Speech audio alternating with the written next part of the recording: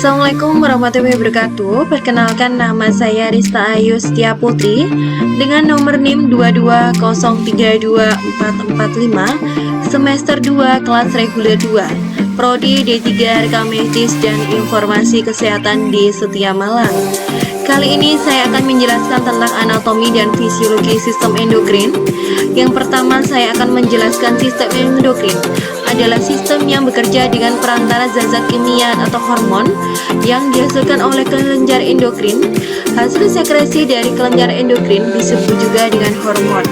Hormon merupakan bahan yang dihasilkan oleh organ tubuh yang memiliki efek regulatorik spesifik terhadap aktivitas organ tertentu. Macam-macam kelenjar endokrin.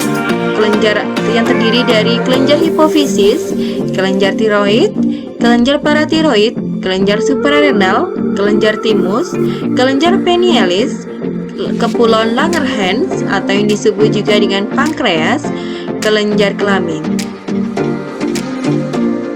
Kelenjar hipofisis letak di dasar tengkorak, besarnya kira-kira 10 kali 13 kali 6 mm dan beratnya sekitar 0,5 gram. Kerja diatur oleh hipotalamus, terdiri dari 3 lobus, yaitu lobus anterior, lobus intermedia, dan lobus posterior. Kelenjar tiroid terletak di dalam leher bagian bawah, melekat pada tulang laring sebelah kanan depan trakea dan melekat pada dinding laring. Kelenjar ini terdiri dari 2 lobus, lobus dextra dan lobus sinistra. Kelenjar tiroid menghasilkan hormon tiroksin, memecahkan ikatan hormon T3 dan T4. Kelenjar paratiroid terletak di atas laput yang membungkus kelenjar tiroid. Besarnya setiap kelenjar kira-kira 5 kali 3 mm dengan berat antara 25 sampai 30 mg. Berat keseluruhan kurang lebih 120 mg. Kelenjar tiroid menghasilkan hormon paratiroksin. Kelenjar paratiroid menghasilkan paratormon.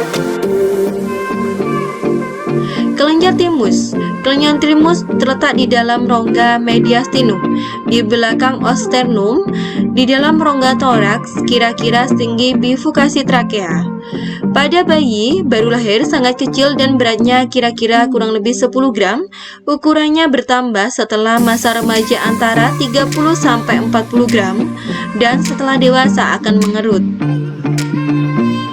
Kelenjar suprarenal. Kelenjar suprarenal atau adrenal berbentuk ceper terhadap pada bagian atas dari ginjal. Beratnya kira-kira 5 sampai 9 gram. Berjumlah 2 buah sesuai dengan jumlah ginjal. Kelenjar ini terdiri dari 2 bagian, yaitu bagian luar atau ini disebut juga korteks yang berasal dari sel-sel mesodermal, bagian dalam disebut medula yang berasal dari sel-sel ektodermal. Kelenjar suprarenalis dibagi atas. Pertama, korteks adrenal, bagian luar berwarna kekuning-kuningan yang menghasilkan kortisol disebut korteks. Korteks adrenal menghasilkan hormon kortikosteroid, mineralokortikosteroid. Pengaturan mineralokortikosteroid adalah renin angiotensin apabila volume darah atau tekanan darah ke ginjal menurun. Hormon kelamin mempunyai efek kortikosteroid, hormon androgenik, medula. Sel medula berbentuk lonjong tersusun dalam kelompok korda pendek dan saling beranastomis. Kelenjar pinealis. Kelenjar pinealis ini terdapat dalam vertikel otak, berbentuk kecil dengan warna merah seperti sebuah cemara. Kelenjar ini menghasilkan sekresi internal dalam membantu pankreas dan kelenjar kelamin. Berperan penting dalam mengatur aktivitas seksual dan reproduksi manusia.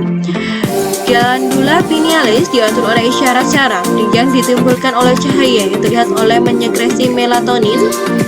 Berikut gambar tersebut. Selanjutnya ada kepulauan Langerhans atau yang disebut juga dengan pankreas. Sel alfa menyekresi glukagon dapat meningkatkan kadar gula darah. Sel beta menyekresi insulin dapat menurunkan kadar gula darah. Sel delta menyekresi somatostatin, hormon penghalang hormon pertumbuhan yang menghambat sekresi glukagon dan insulin. Sel F menyekresi politopepdia pankreas, sejenis hormon pencernaan untuk fungsi yang dilepas setelah makan. Selanjutnya ada kelenjar kelamin. Kelenjar gonad yaitu testis pada pria dan ovarium pada wanita mempunyai fungsi endokrin dan reproduksi. Sebagai kelenjar endokrin, testis menghasilkan hormon seks yaitu androgen dan sperma, sedangkan ovarium menghasilkan estrogen dan progesteron serta memproduksi sel telur. Fungsi reproduksi pria dapat dibagi menjadi 3 golongan. Yang pertama ada spermatogenesis untuk membentukkan sperma, pelaksanaan kerja seksual, pengaturan fungsi seksual pria oleh berbagai hormon atau fungsi endokrin yang berhubungan dengan fungsi reproduksi, efek hormon seks pria pada organ seks tambahan, metabolisme selalu fungsi tubuh lain. Selanjutnya ada fungsi endokrin testis. Testis janin dapat memenuhi hingga trimester ketiga kehamilan. Mensintesis androgen pada minggu ke-6 sampai ke-8, maksimum minggu 11 sampai ke-18 yang menghasilkan testosteron. Pada janin testosteron diperlukan untuk diferensiasi genitalia interna dan eksternal laki-laki. Pada di pria dewasa untuk perkembangan dan mempertahankan ciri-ciri seks sekunder pria, spermatogenesis. Selanjutnya ovarium. Hormon perempuan yang dihasilkan dalam ovarium adalah estrogen dan progesteron. Yang pertama ada progesteron. Estrogen alami yang menonjol adalah estradiol. Progesteron, struktur yang menghasilkan progesteron adalah corpus luteum yang berasal dari folikur. The group progesteron merupakan hormon yang bertanggung jawab pada masa kehamilan. Sekian presentasi dari saya. Wassalamualaikum warahmatullahi wabarakatuh.